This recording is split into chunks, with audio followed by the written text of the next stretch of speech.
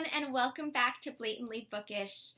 If you are new to my channel, welcome for the first time. My name's Marissa, and today I'm going to do the Sisterhood of the World book tag. But before I do, for those of you who are familiar with my channel, you'll notice that this is a very different background for us. I'm not in front of my usual bookshelf, and that is because I am at my parents' house for the holidays, and I'm in front of my old childhood desk and bookshelf. The books are up a little higher, you can't see them. I'll probably show them to you at some point, but the camera angle looks weird when I do that. Anyway, you'll also notice my desk is a complete mess because it is mostly used for storage. I think it even has presents on there that aren't for me, so you know. But today I'm here to do the Sisterhood of the World book tag, which I was actually tagged in twice. The first time I was tagged by Laura from Nargle Catcher. She tagged me a while ago, and I'm sorry, Laura, I haven't gotten around to doing it, but I am now, so that's what counts. And then I was also tagged by Acacia Ives.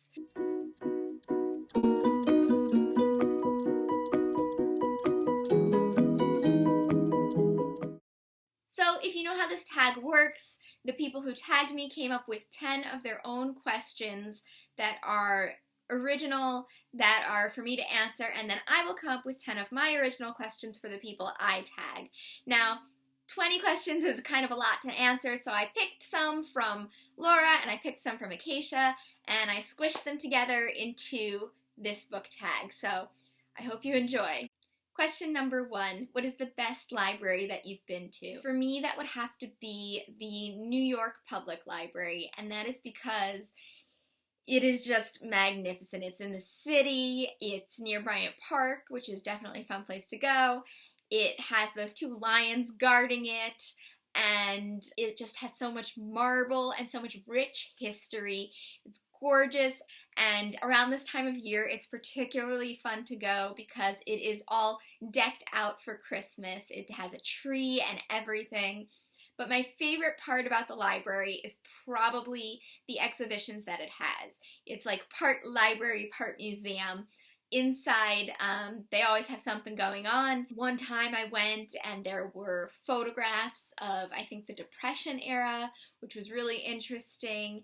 And most recently there was a whole print exhibition that I saw. So I have no idea what's going on there now, but I'm sure that they have some wonderful Christmassy exhibition to go see. Of course, for actually picking out books, I prefer my local library just because it's more familiar to me. But in terms of, you know, this most interesting and exciting, beautiful library, I would have to say New York Public Library. Question number 2, what fictional character do you love to hate? And for me, this would have to be Heathcliff or Catherine, or really any character that's taken from the pages of Wuthering Heights, because Wuthering Heights is full of these unlikable characters that you really just love to hate. If you don't love to hate them, you probably won't like the book. Yeah, I reread Wuthering Heights this year, and I definitely love to hate all of those characters. I actually did some videos on that. They are full of spoilers, so don't watch it if you haven't read Wuthering Heights. And if you do want to check them out, I'll put a link either down below or up above. And they're very analytic, so if that's not your thing, you might not want to watch them. Question number 3, what advice would you give a new booktuber? So I still consider myself a relatively new booktuber, which is really silly because I started in August of this past year, and that's quite a few months now, so I guess I'm not that new. But anyway, I would say to not feel pressured to read certain books, because there are people out there who like to read what you like to read. So just talk about what you like and do what you like with your channel. I think the community really appreciates it when you do something different. And if you're trying to build up subscriptions and make friends, comment a lot, because that's how people notice you. And that's how you get to make some friends on BookTube. Question number 4, was there any book that you put off reading for a long time and then turned out to love? Yes, for me that's The Bluest Eye by Toni Morrison. In high school I read Beloved by Toni Morrison, and it stuck with me for so long that I felt like I wasn't ready for another Toni Morrison book yet. and it took me until college to read one of her other famous ones, which is The Bluest Eye, which I think I might have even liked better than Beloved, and I'm actually hoping to read another one of hers soon, so it took me a few years between each of Toni Morrison's books because they're just that powerful and they stay with me that long. So I'm looking for another one to read soon. I'm thinking maybe Sula, maybe Jazz, maybe Tar Baby. Yeah, let me know down below if you suggest any of those to read next, because I think in February I'm going to do a Black History type month and try and read a lot of people of color, and I definitely want to get to another Toni Morrison. Question number 5. What is your biggest book or plot pet peeve? And I think my biggest pet peeve for books is when characters are just not realistic because they serve as a plot device or they fulfill a certain role. They're not developed enough on their own, and they're not archetypes that are individuals and interesting to read about, but they're stereotypes that you can point to a purpose for them, and it's not necessarily for you to connect with them, and it's not necessarily to make them interesting characters, but rather to just drive the story along or to serve as a role to a main character. Question number 6. Have you ever read a book in one night because you couldn't stop reading? Yes, sort of. I usually don't read a book in one night, but I will do this thing where I'm reading, it's maybe 9 o'clock at night or something. Before I know it, it's 2 or 3 a.m. and I kind of fall asleep with the book in my lap. This has happened too many times for me to recall for you guys, but most recently it happened with The Night Circus.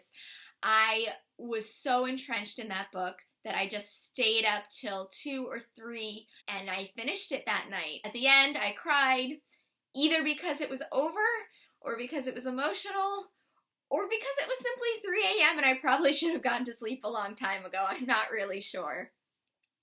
Question number 7. If you could make a candle that smells like it came from your favorite book, what would it contain? I would probably want a Jane Eyre candle because I have a special connection with Jane Eyre as a book. It's one of my favorites. I've read it probably the most times of any book. I have an old copy of it that I featured on another video. It's just my comfort book, and I love it. So I would probably want it to have a woodsy, earthy smell to the candle with a faint hint of roses. And most importantly, I would want it to be in a glass container that is red. I think it would give off a wonderful red light, and red has so much symbolism in Jane Eyre. The Red Room and all of that. I would love that kind of a candle. Question number 8. What makes you DNF a book? Well, I try not to DNF books. I try to finish all of the books that I start, but I used to do this thing where sometimes I would start a book on a holiday or something and get very distracted and put it down, and then I would just never come back to it because later in life I would think that I did read it, or I would worry that too much time has passed and that I'd have to start all over again, and at that point there would be a different book that I would want to start more. So that's something that I'm trying not to do anymore, and it's one of the reasons I started Booktube, was so I would be held more accountable for those types of things and hopefully not DNF books like that. The reason I try not to DNF books is because I worry that even if I'm not enjoying the book, at the end, the last few pages, the last few chapters may be the most fantastic thing that I've ever read, and it might change the whole story into something that I appreciate a lot more. I don't know if that's happened that often, but it's something that I try and stick to. I should probably learn how to DNF books more. If I'm really not liking something, I'll just put it down, but I'm in denial and say that I will come back to it eventually. Question number 9. Can you judge a book on its first sentence? Yes, I can. I don't think you should, though. I think that's almost like judging a book by its cover. A good first sentence will tell you something about the whole book, but it doesn't have to, and so much happens in a book that one sentence, it should grab you and it should make you want to read more, but I try not to judge the entire book based on that sentence, if possible. It's similar to the DNF conversation where okay, maybe the first sentence isn't the best in the world, but maybe the last sentence of the first paragraph is amazing, or maybe the rest of the book is still wonderful, but you weren't hooked on the first sentence. It happens. So, question number 10. You've read all the books in the world. Congrats! Now what? So, that goal is impossible. I could not read all the books in the world, even though I try. That is what is so wonderful and overwhelming about reading, is that we try and read as much as we can, but we can't read everything, and it's the saddest truth. But if I could read everything, I would feel so accomplished. I would feel so amazing. I mean, part of why I read is because there is an infinite amount of knowledge and experiences to be had in books. There are so many new characters to meet, new worlds to explore, and I never grow tired of that. So if I had read all of the books in the world somehow, I would have to reread my favorites because I would forget what it was like to read it the first time, and there are new experiences you have each time you read books. So I would definitely want to reread my favorites, but I would also want to keep up with reading new books because I assume if you read all the books in the world, new ones would still be coming out by new authors. I would just keep reading. So that's it for the Sisterhood of the World book tag. Thank you guys for watching. Please like this video, give it a thumbs up, subscribe to my channel if you haven't already, and I would love for you to comment on this video. Do you have answers to any of these questions that you'd like to share with me? I'd love to hear them, and if you have anything to say about what I talked about, please leave a comment down below. I would love to discuss anything with you. Anything book related, obviously. And tagging other people. I tag Katie from Books and Things, and Giselle Bradley, and Mrs. Hembry Reads, because I think those are 3 booktubers I subscribe to who are wonderful, who I don't think have done this tag. If I'm wrong and you have done this tag, sorry. You obviously don't have to do it a second time. But if you like my questions, I guess you can. Anyway, I'll leave the questions that I have come up with down below. And again, thank you guys for watching. Oh, I promised I would show you the books that I have on the shelves up above. So I'm going to tilt the screen. I don't know how weird it'll look. There you go. You can see all the bookshelves up there and how there's not enough room. So I have tons of books on the top. Yes, so thank you again for watching, and happy holidays. I actually don't know if I'll be doing another video before the holidays, so happy holidays, everyone, and I'll see you in another video soon. Bye!